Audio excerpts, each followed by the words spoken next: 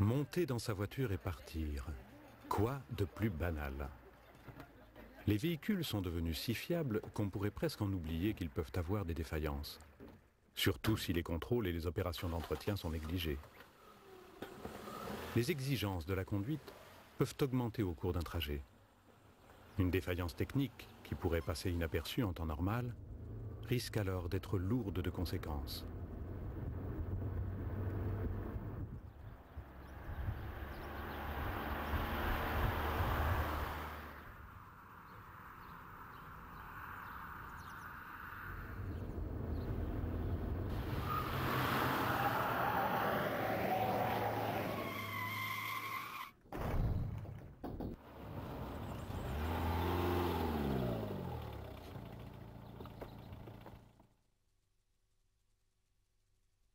C'est au conducteur qu'il appartient de s'assurer que tout est en ordre avant de partir. Il est responsable de l'état de sa voiture, mais aussi du chargement, de l'installation des passagers et surtout de leur sécurité.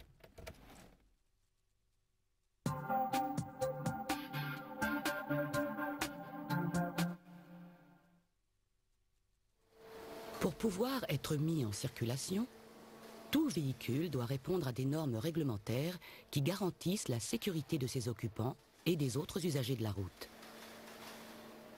Les véhicules neufs qui sortent d'usine sont conformes à ces normes qui concernent, par exemple, les dispositifs d'éclairage et de signalisation, le freinage, la protection des occupants en cas de choc, etc. C'est ensuite au conducteur de faire effectuer l'entretien nécessaire pour maintenir sa voiture en bon état de marche. Pour cela, il dispose d'un document, la notice du constructeur. Cette notice explique comment utiliser le véhicule. Elle précise aussi les opérations à effectuer périodiquement. Vidange, remplacement de certaines pièces d'usure, révision. On y trouve aussi les vérifications à faire plus souvent, comme le contrôle du fonctionnement des feux, les niveaux ou la pression des pneus. Dans ce livret figurent également les caractéristiques techniques du véhicule. Par exemple, le type de carburant à utiliser et la contenance du réservoir, la référence de l'huile à utiliser, les types, dimensions des pneus et les pressions de gonflage, la charge maximale admissible sur une galerie de toit, etc. Enfin, on trouve généralement dans la notice du constructeur les procédures pour diagnostiquer et remédier à une panne banale, comme le remplacement d'une roue par exemple. C'est pourquoi il est très utile de feuilleter au moins une fois ce document et de le conserver à bord en permanence.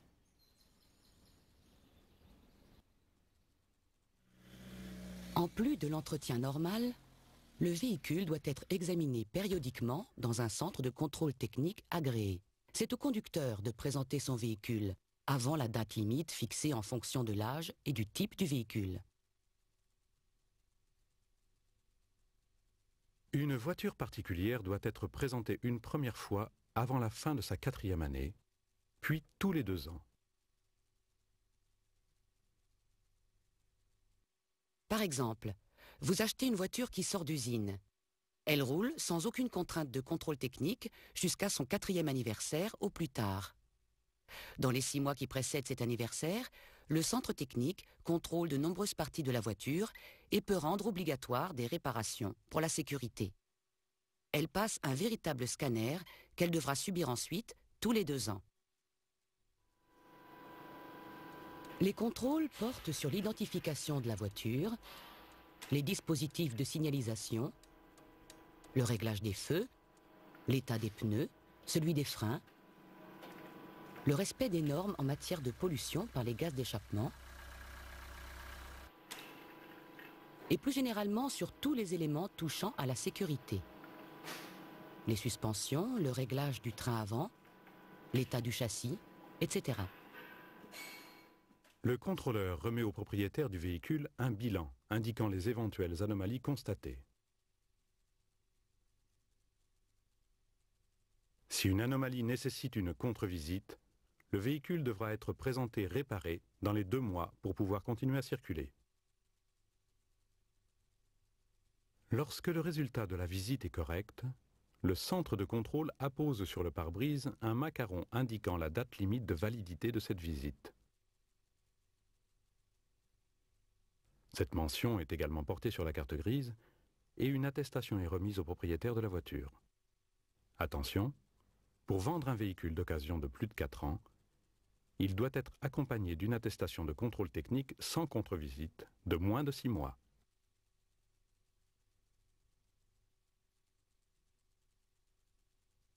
Voyons maintenant le rôle des principaux organes d'un véhicule, ainsi que les contrôles et entretiens à effectuer pour les maintenir en bon état de fonctionnement.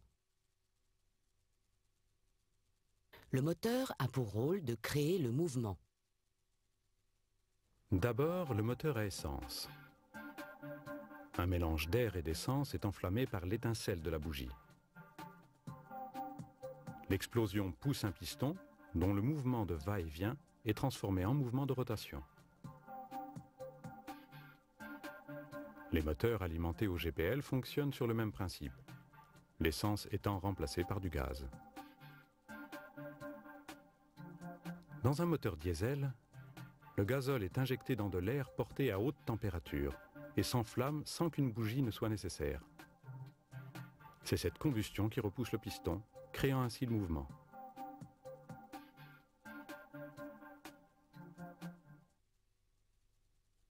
Des voyants rouges et des cadrans alertent le conducteur en cas de problème mécanique important. Pression d'huile anormalement basse, température du moteur trop élevée.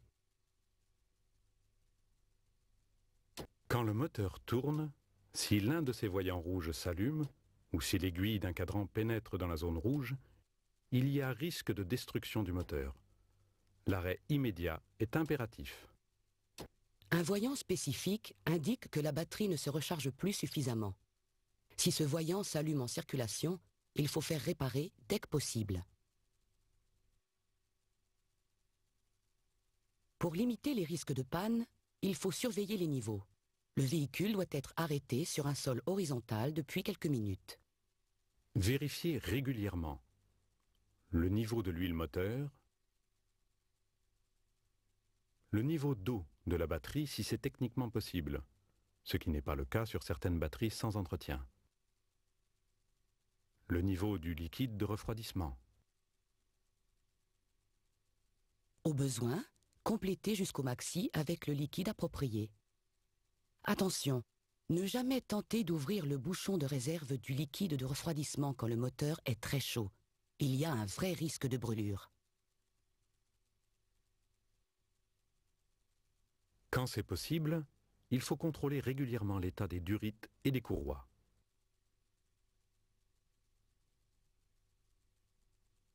Usées ou craquelées, elles risquent de lâcher à tout moment. Enfin, la vidange et le remplacement de l'huile usée, ainsi que du filtre à huile, sont à faire au rythme indiqué dans la notice. Tout comme le remplacement des pièces d'usure qu'il est préférable de changer avant de risquer la panne. Courroie, bougie, plaquettes de frein, filtre, etc. Attention, les huiles usagées ne doivent pas être rejetées avec les eaux d'évacuation ni jetées dans la nature. Elles pollueraient gravement et pour longtemps l'environnement. Certaines pièces mécaniques usées constituent elles aussi un risque de pollution. Ces résidus de l'automobile doivent être déposés dans une déchetterie ou remis à des organismes spécialisés dans leur récupération.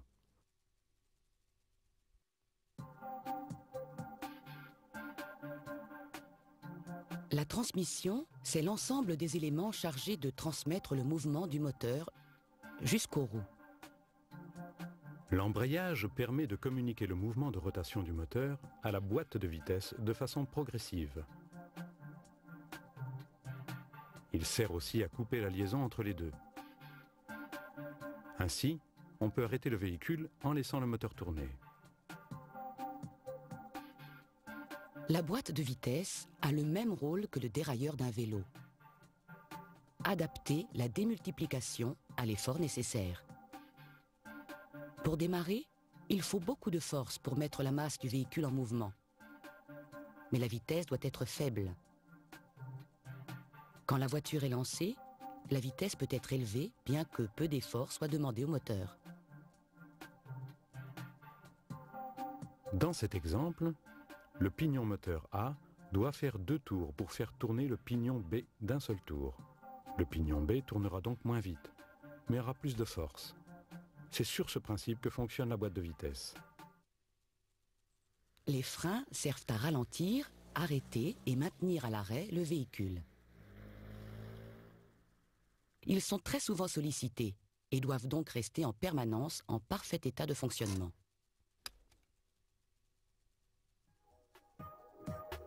L'effort exercé sur la pédale est transmis au mécanisme par un liquide qui circule dans des canalisations.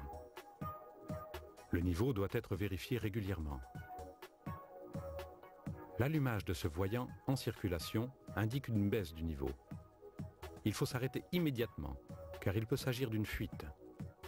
L'intervention d'un professionnel est indispensable. Le frein à disque fonctionne un peu comme les freins d'un vélo. Les plaquettes serrent le disque comme les patins serrent la jante. Les plaquettes doivent être changées périodiquement. Certains véhicules comportent un voyant qui s'allume quand le niveau d'usure maxi va être atteint. Dans les freins à tambour, des garnitures en arc de cercle s'écartent pour frotter à l'intérieur du tambour. Le mécanisme doit être dépoussiéré de temps en temps et les garnitures changées avant usure complète. Les systèmes anti-blocage de roues, comme l'ABR ou l'ABS, gèrent la pression du freinage sur chaque roue. Si un blocage est imminent, le freinage est diminué. Ainsi, le conducteur garde la maîtrise de la direction.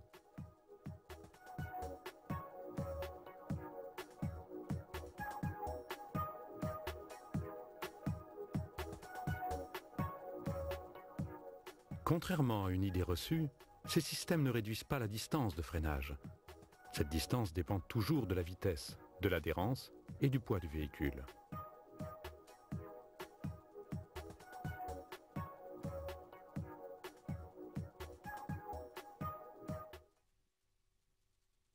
Les suspensions assurent le confort des personnes transportées. Elles favorisent la tenue de route et le freinage. Les ressorts absorbent les inégalités de la route et les amortisseurs évitent que les roues ne rebondissent après le passage d'une bosse ou d'un trou. Les amortisseurs limitent les risques de décollage d'une roue en virage sous l'effet de la force centrifuge. Ainsi, les roues ne rebondissent pas. Elles restent en contact permanent avec la chaussée, en virage comme au freinage. Mais les amortisseurs s'usent au fil des kilomètres et perdent progressivement leur efficacité. Ils doivent être contrôlés régulièrement et remplacés dès que c'est nécessaire. L'opération nécessite généralement l'utilisation d'un outillage spécifique et il est préférable de la faire effectuer par un professionnel qualifié dans un atelier approprié.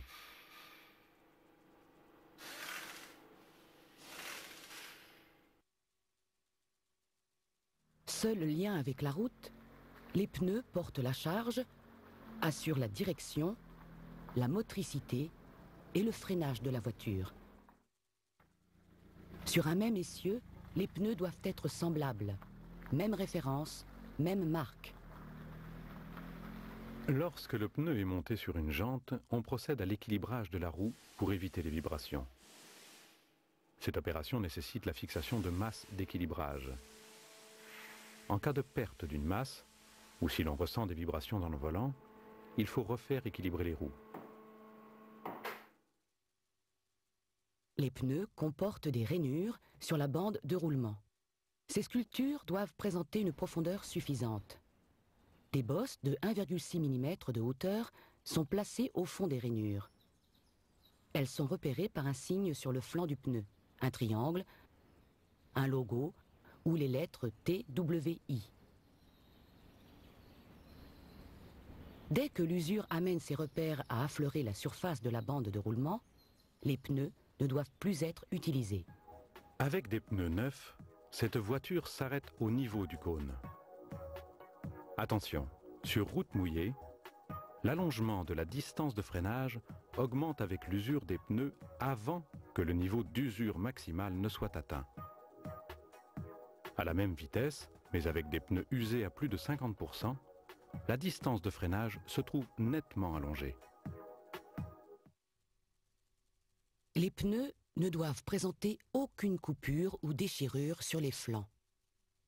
Un pneu peut être endommagé ainsi à la suite d'un choc sur l'arête d'un trottoir ou après avoir roulé trop longtemps dégonflé lors d'une crevaison.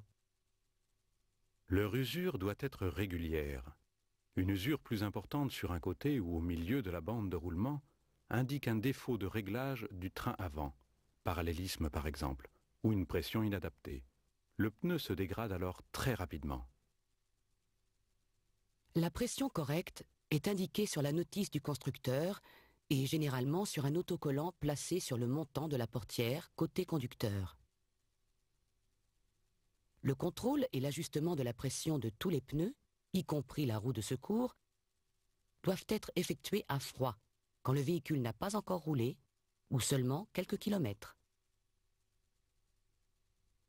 Un pneu insuffisamment gonflé se déforme anormalement, provoque une mauvaise tenue de route, s'use plus vite et risque d'éclater. Au contraire, un pneu légèrement surgonflé ne présente pas de risque.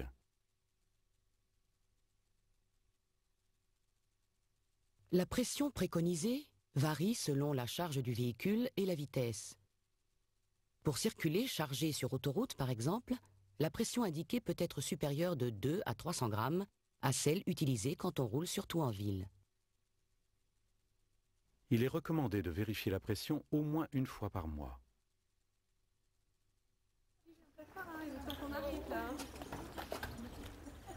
Oh, j'ai ma route dégonflée, faut qu'on passe à la station.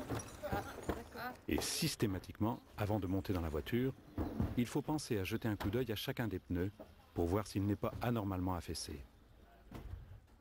Cette simple et rapide formalité peut éviter de graves problèmes.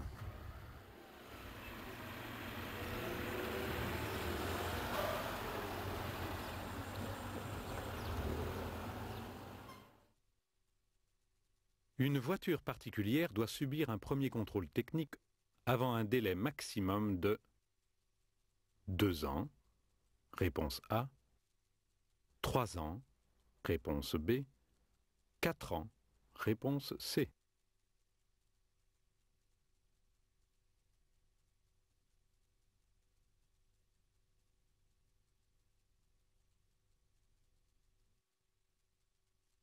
À partir de la date de sa première mise en circulation, une voiture particulière doit subir un premier contrôle technique avant un délai maximum de 4 ans.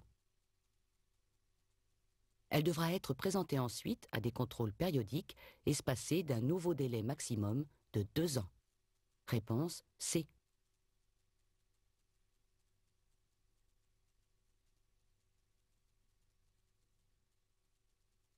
Ce voyant s'allume alors que je suis en train de rouler.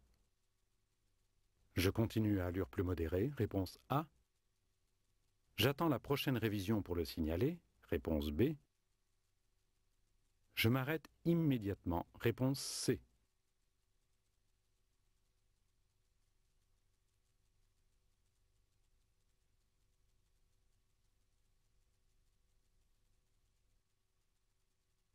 Ce voyant rouge avertit d'un problème de lubrification du moteur. Si je continue à rouler, même à allure modérée, je risque la destruction du moteur. C'est pourquoi je dois m'arrêter immédiatement après avoir contrôlé mes rétroviseurs et averti les autres usagers. Réponse C.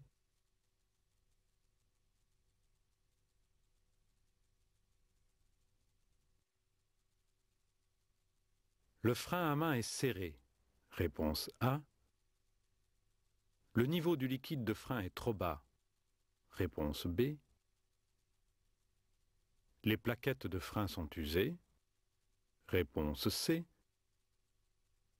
Je dois m'arrêter immédiatement, réponse D.